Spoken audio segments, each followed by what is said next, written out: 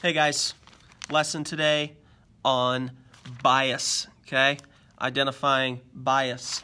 This is something that I'm going to ask you to look for in the articles that you're reading, and I would like you to kind of look for specific clues about an author's bias.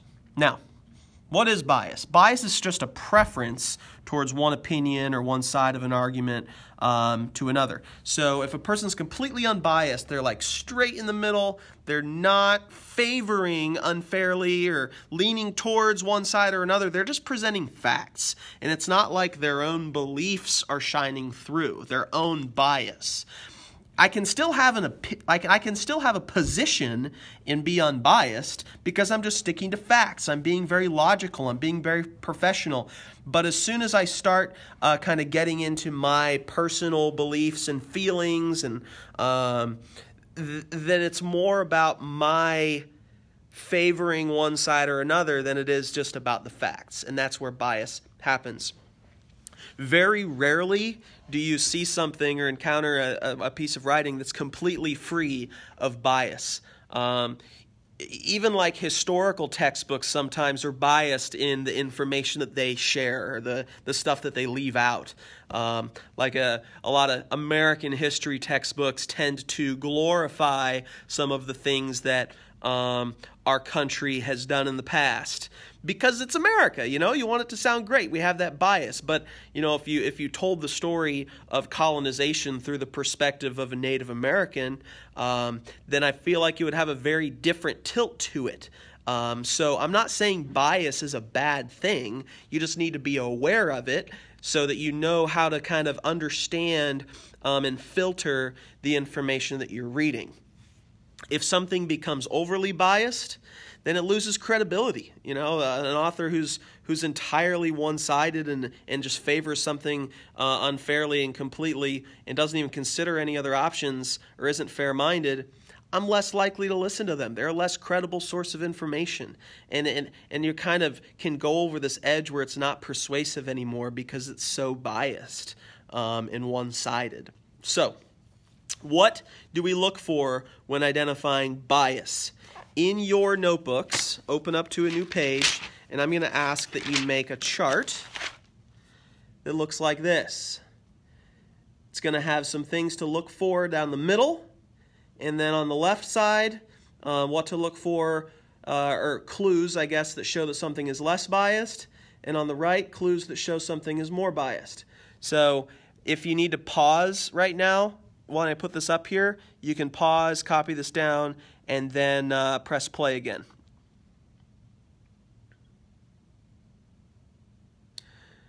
All right, so what are we looking for with each one of these? If something is less biased, the word choice that you'll be seeing in the writing is basically neutral, okay? Neutral word choice. When I say neutral word choice, I mean word choices that aren't particularly heavy with connotation. They aren't loaded up with like another meaning or like a feeling attached to them.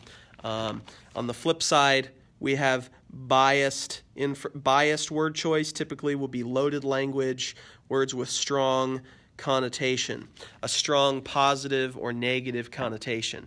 For example, if I'm describing like a guy I work with, Mr. Nance. So Mr. Nance, we go out to lunch every Friday, okay? And I might say that he doesn't like to spend a lot of money when we're out, so it's like he may not order the extra egg rolls from the Chinese food place. So if I was being unbiased, I would say, yeah, he doesn't like to spend extra money. If I was being biased, though, if I had an opinion about that, I might say, man, Mr. Nance, he's cheap. He's a real cheapskate. Or I could say, on the positive end of things, like, man, he's a really thrifty guy. I wish I could be as thrifty as Mr. Nance. He's such a good dude. So depending on the word choice I use, it kind of shows my preference one way or another. The next thing we're going to look at is tone. Okay, the tone of the words that you're using If it's less biased, the tone's going to be neutral. The tone is going to be professional. The tone is going to be serious. So when I make an argument, or when I'm reading an argument, I guess I should say, I hope that their tone is professional and serious. That means that they're taking this seriously and that they're respecting me as a reader to be able to understand what they're saying. If the tone gets overly dramatic sometimes, for better or for worse, like for positive or for negative, sometimes that can really hurt the argument and make it less persuasive. Some things that can be overly positive, like if the tone is overly sentimental or overly complimentary or overly passionate. In small doses, sure, that's maybe not a bad thing, but it is a bias. Like by being overly complimentary or overly sentimental or overly passionate, it shows that we're favoring something maybe too much. On the negative side, it could be overly, what does that say? Outraged, overly critical, overly nasty, overly sarcastic. I want to give you an example of a sarcastic tone in one of the articles. The article called A Dangerous Fantasy by Ken Adelman. We read this the other day.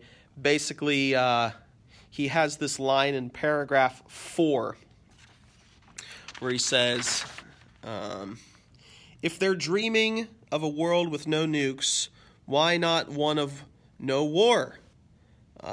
Peace on earth, everywhere, forevermore.